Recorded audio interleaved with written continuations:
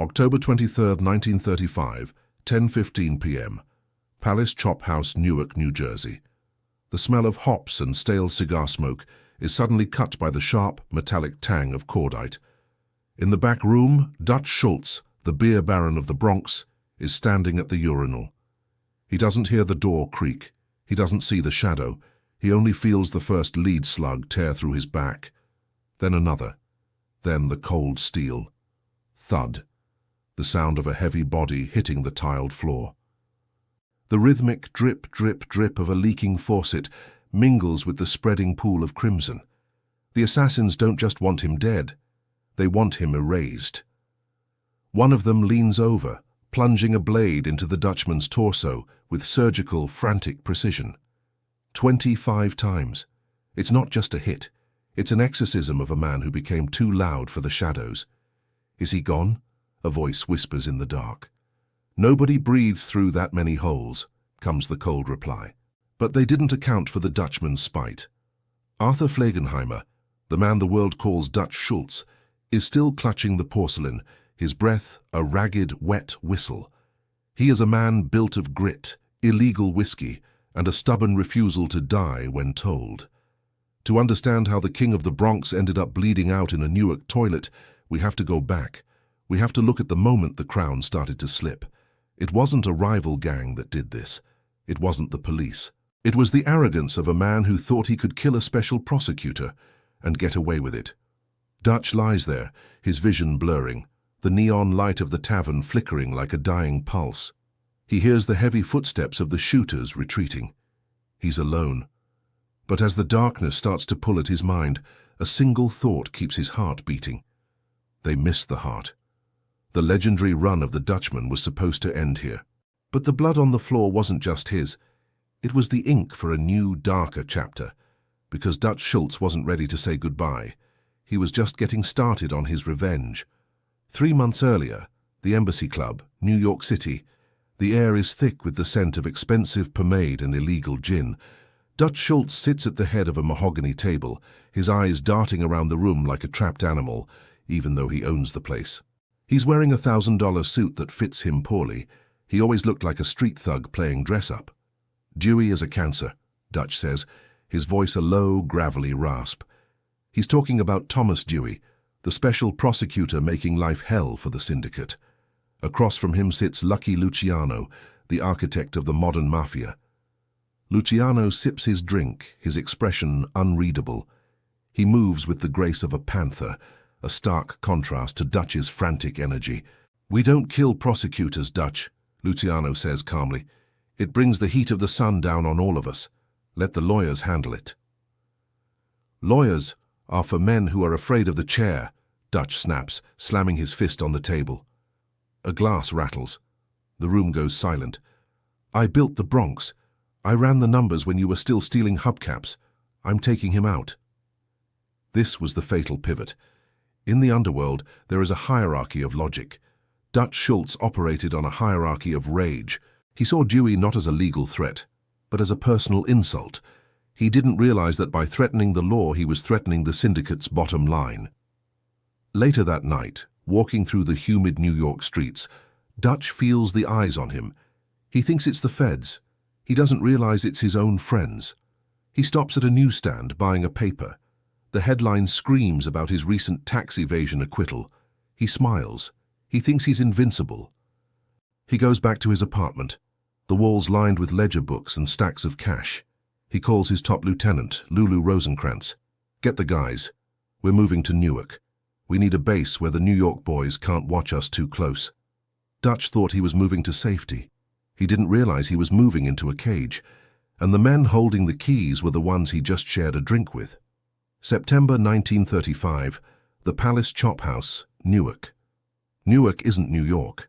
It's grittier, slower, and filled with shadows that don't belong to Dutch. He sets up shop in the Palace Chop House, a dimly lit tavern that smells of fried onions and desperation. He's paranoid now. He sits with his back to the wall, a .45 within reach at all times. "Boss, the numbers from the Bronx are down," Lulu reports, sliding a sheet of paper across the greasy table. Dutch stares at it. "Luciano?" He's moving in on my territory while I'm hiding out here. What do we do? We hold the line, and we proceed with the Dewey Plan. If the big boys see I can take down a Fed, they'll back off. The decision was a gamble with a stacked deck. Dutch was losing his grip on his empire. His policy rackets, the illegal lottery that milked the poor of their pennies, were being dismantled by Luciano's associates. Every cent lost was a drop of blood from Dutch's veins. He was becoming a king without a country, pacing the floor of a Newark bar like a caged lion. Rain streaks the windows of the chop house. Outside, a black sedan idles, its headlights off. Inside, Dutch drinks straight rye, his eyes bloodshot. He hasn't slept in 48 hours. He begins to see enemies in every shadow. He fires a bodyguard because the man looked at him funny. He was breaking the first rule of the street: never let them see you sweat. One evening, a local Newark hood enters. He offers Dutch protection. Dutch laughs, a dry, hacking sound. I am the protection kid. Get out before I use your head for target practice. The kid leaves, but he doesn't go far. He goes to a phone booth. The message is simple. The Dutchman is losing it. He's ripe. The syndicate had made their decision. If Dutch wouldn't listen to reason, he would listen to lead. The hit was sanctioned. The clock was ticking, and Dutch was too busy counting his dwindling cash to hear it. October 23rd, 1935, 10:00 p.m., the Palace Chop House. The night is cold, a biting wind whipping off the Passaic River. Inside the palace, the atmosphere is strangely quiet. Dutch is there with his inner circle: Lulu Rosenkrantz, Abe Landau, and Abadaba Berman, the math wizard who ran his numbers. They are eating dinner. Steaks, heavy and bloody. Berman is whispering about spreadsheets. Dutch isn't listening. He feels an itch in his scalp. I need to wash up, Dutch says, standing up. As he walks toward the restroom, two men enter the front door. They aren't wearing masks. They don't need to. They are murder inkiel professionals, Charles the Bug Workman and Mendy Weiss. Workman carries a .45, Weiss carries a shotgun. They don't say a word. They just start shooting. Boom! The shotgun blast catches Lulu in the chest, blowing him back over a table. Landau reaches for his gun, but Workman is faster, pumping lead into his stomach. Berman, the bookkeeper, tries to hide under the table, but the bullets find him too. The room becomes a slaughterhouse in 6 seconds. But Workman notices something. The big fish isn't at the table. He follows the scent of fear to the back. He kicks open the restroom door. Dutch is there mid-turn. He doesn't have his gun. It's on the table in the other room. Workman doesn't hesitate. He fires. The bullet enters Dutch's side, ricocheting off bone and tearing through his gallbladder and stomach. Dutch falls. Workman steps in, the light reflecting off a long, serrated blade. He doesn't want to waste more ammo. He wants it to be felt. Stab. Twist. Stab. 25 times the steel enters the Dutchman. Workman walks out, leaving a trail of bloody footprints. He thinks it's over. He thinks the Bronx Baron is a corpse. But as the sirens begin to wail in the distance, a bloody hand reaches up and grabs the rim of the sink. October 24th, 1935, 02 a.m., Newark City Hospital. The hospital smells of ether and floor wax. Dutch Schultz is on a gurney, his skin the color of ash. The doctors are horrified. A human being shouldn't be alive with 25 stab wounds and a hole in his gut from a .45. Get a priest, one doctor whispers. Get a stenographer, the police captain counters. The police are hovering like vultures. They know Dutch is dying and they want him to sing before he goes. They want the names. They want Luciano. They want the map of the syndicate. Dutch's eyes fly open. He's delirious. The fever is taking hold, fueled by the peritonitis from his ruptured bowels. He starts to speak, but it isn't a confession. It's a stream of consciousness nightmare. A boy has never wept, nor dashed 1,000 Kim, he mumbles. The stenographer scribbles frantically. The police and the chimney sweeps, and they're all in the wash. For 22 hours, Dutch Schultz hangs on. It is a biological miracle fueled by pure, unadulterated spite. He refuses to give the police a single name. Even in the grip of a terrifying hallucinatory death, the code of Omerta holds, or perhaps he's just too busy fighting the devil in his mind to notice the cops. Outside, The world thinks he's already dead. The newspapers are already printing the obituaries. But in that room, the Dutchman is still king of his own crumbling reality. "Lulu, stay with the bags," he whispers, reaching for a hand that isn't there. His body is fighting a war on 25 fronts. Every breath is a jagged glass shard in his lungs. The doctors say he's a dead man walking, but Dutch has one more card to play. He isn't just dying, he's leaving behind a riddle that will haunt the mafia for decades. And as the sun begins to rise, his fever peaks and the legend begins to eclipse the man. The fever dream, Newark City Hospital. The money, the iron box, liberty. The police lean in closer. The room goes silent. Dutch is talking about his treasure. It's the effeito lenda, the legend effect. For years, rumors swirled that Dutch, fearing the feds would seize his assets, buried a fortune in the Catskill Mountains, a steel, waterproof box. Inside, $7 million in gold certificates, cash and bonds. In 1935, that was enough to buy a city. Don't let them, the pine trees, by the creek. Was it real, or the ramblings of a brain shutting down? Dutch had spent his life hiding things. Hiding beer trucks, hiding bodies, hiding his true identity. It made sense that he would hide his soul in a box of gold. The nurses try to settle him, but he's thrashing now. The stab wounds are weeping through the bandages. He's a patchwork of gauze and gore. "Frenchie!" he screams, naming a man who died years ago. "Watch the back door." In the hallway, two men in trench coats watch through the small glass window. They aren't cops. They are Luciano's men. They are there to make sure Dutch doesn't accidentally say a name that matters. They hear the talk of the box. They exchange a look. The greed that defined Dutch's life was now infecting his death.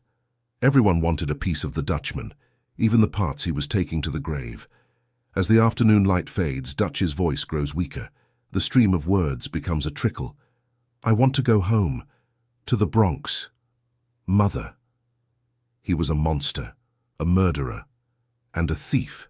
But in these final hours, he was just a broken man in a cold room. Yet the mystery of the Schultz treasure was now officially born, a treasure that remains unfound to this day. While Dutch dies, 115 Hubert Street, New York City. Lucky Luciano sits in a plush leather chair, reading the evening edition. "Schultz nears end," the headline reads. He turns the page.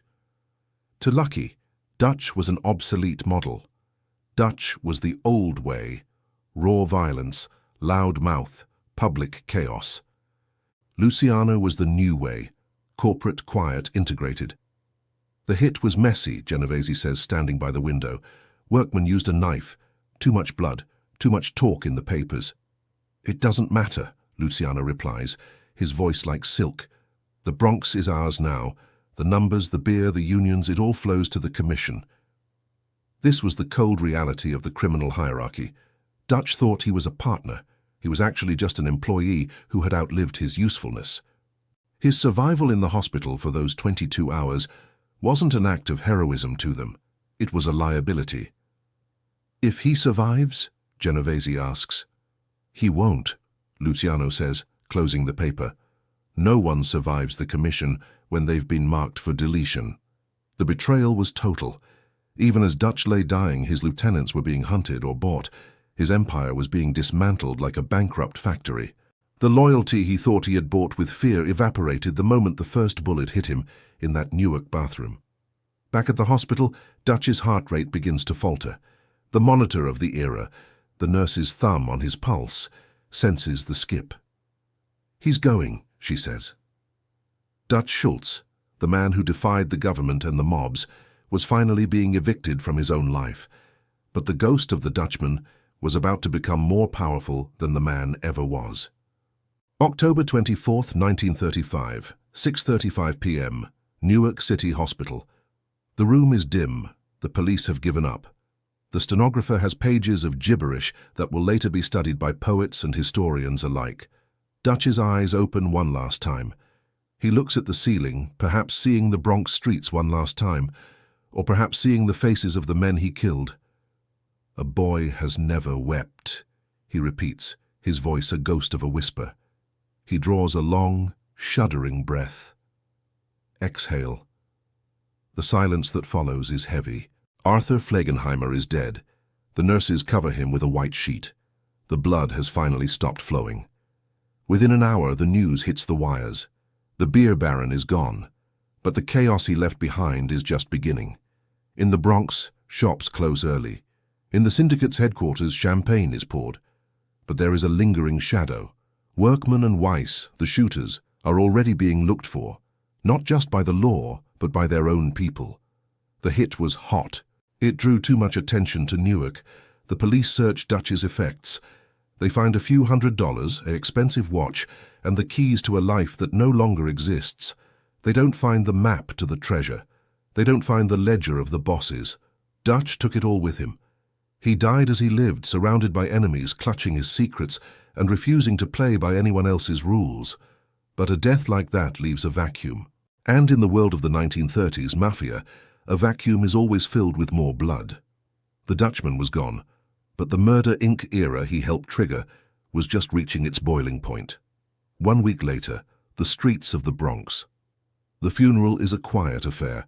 No thousands of mourners, no floral tributes from rival bosses. The syndicate stayed away. Only his mother and a few broken associates attended. The Bronx felt different. The Dutchman's tax was gone, replaced by the syndicate's percentage.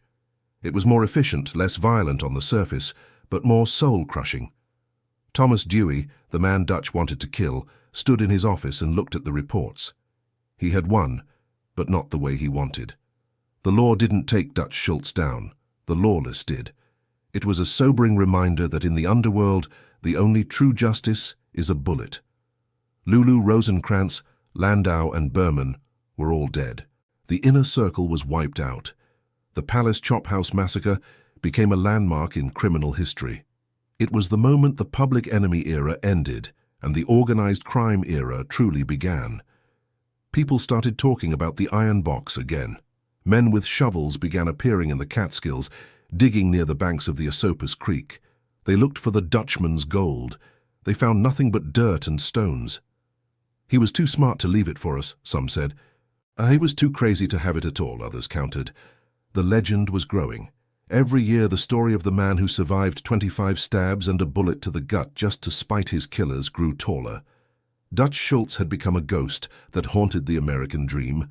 A reminder that you can build a kingdom on blood, but you'll eventually drown in it. Modern day, the Palace Chop House site, Newark. Today, the Palace Chop House is gone. The site is different. The city has changed. But the legend of Dutch Schultz remains etched into the pavement. He was a man of his time, brutal, brilliant, and ultimately doomed. He survived the impossible, the 25 stabs, the gut shot, the betrayal, only to die in a sterile hospital bed, rambling about chimney sweeps and gold. His effete olenda is his real inheritance. The mystery of his final words and his buried treasure continues to draw people in. It's the ultimate true crime story because it has no clean ending. The money is still out there. The motives of the syndicate are still debated in the annals of history. Dutch Schultz's mistake wasn't being a criminal. His mistake was thinking he was bigger than the system he helped create. He forgot that even a king is just a piece on the board. In the end, Dutch Schultz didn't go for the boss with a gun. He went for the boss by becoming a legend they couldn't control. Every time someone tells his story, Dutch wins a little bit. He stays alive in our fascination with the dark, the gritty, and the resilient. The blood in the Newark bathroom dried long ago, but the echo of the Dutchman's ragged breath still lingers for those who listen closely to the history of the streets. He was stabbed 25 times. He was left for dead. And yet, here we are, still talking about him. Would you have searched for the iron box, knowing the blood it was bought with? Or is some gold better left buried with the monsters who hid it? If you enjoyed this deep dive into the dark heart of the American Mafia, hit the like button and subscribe for more cinematic true crime histories. Leave a comment below. Was Dutch Schultz a brilliant strategist or just a lucky madman? See you in the next shadow.